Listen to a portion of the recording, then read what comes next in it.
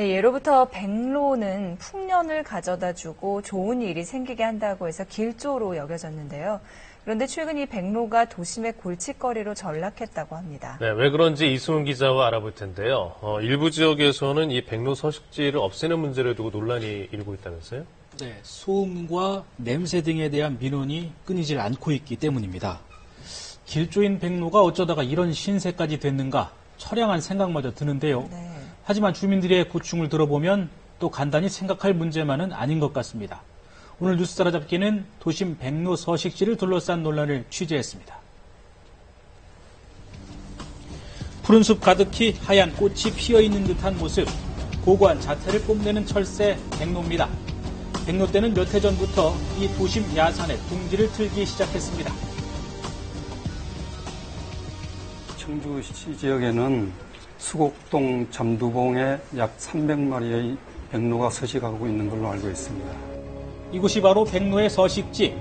따뜻한 날씨를 찾아 이동하는 백로가 함께 모여 여름을 나고 짝짓기까지 하는 곳입니다. 대개 4월 중순께 와서 또 5월 달부터 번식하기 시작해서 집 짓고 짝짓기 하고 번식하고 가을인 9월 말쯤에 다 모여가지고 강남인 필리핀을 가는 거예요. 민가가 바로 옆에 있는 도심 뒷산이지만 백로떼가 유독 이곳을 찾는 이유는 나무가 우거진 데다 주변에 하천이 흐르고 있기 때문입니다.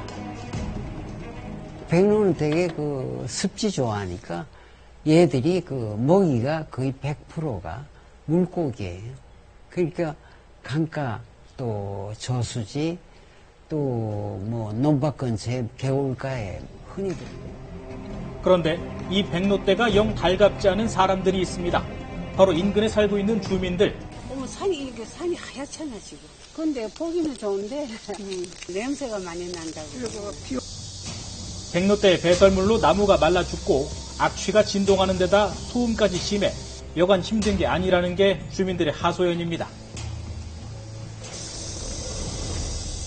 위생상은 좀 안 좋은 것 같아요. 한두 마리도 아니고 여러 마리니까.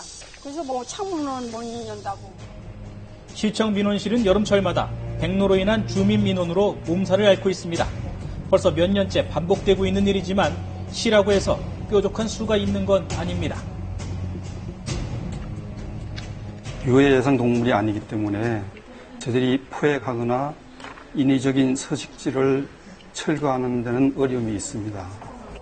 게다가 집단으로 서식지를 만든 철새는 오히려 보호를 해줘야 할 대상.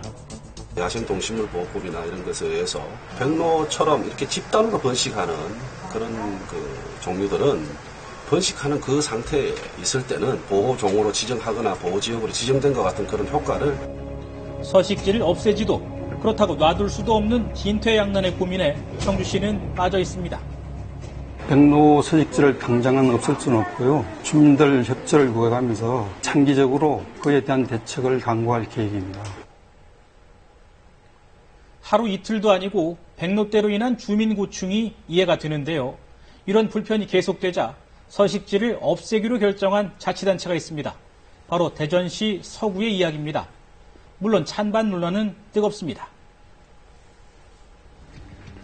취재팀은 대전시 서구의 한 가정집을 방문했습니다. 방충망이 온통 새털에 덮여 있고 집 주변에는 배설물이 널려 있습니다. 집과 가까운 곳에 둥지를 튼 백로 때문입니다. 썩는 냄새, 비 올라오면 더 많이 나고 그런 데다 깨끗거리니까 애들 공부 못하지, 잠 못 자지. 응? 그것 때문에 힘들어서. 악취가 너무 심해 한여름 무더위에 창문도 쉽게 못 연다고 합니다. 이쪽으로 널어놓으면 막 깃털 붙거든요. 그래서 일부러 안쪽으로 놔두는데 자잘한 깃털 이런 게 막 붙어가지고 꼭 털어야 되고요. 무엇보다 냄새 때문에 못 살겠어요. 진짜. 냄새가 엄청나요. 백로의 서식지는 주택가 사이에 위치한 공원. 백로떼가 2년 전부터 이곳을 찾기 시작했는데 개체수가 무려 800마리에 이릅니다. 흙강 살리기 같은 그런 활동을 많이 하다 보니까 수질도 좋아지고 백로들이 새끼를 키우는데 먹이 자원이 되는 그런 어류들이 서식하기에 좋은 환경이 되면서 자치단체의 업무에 지장을 줄 정도로 몰려오는 주민들의 민원 전화. 별의별 수를 다 동원했지만 효과가 없었습니다. 그동안 저희가 교류 기피제라든지 서치라이트를 비친다든지 하는 여러 가지 방법을 해봤습니다만 별 효과가 없었습니다.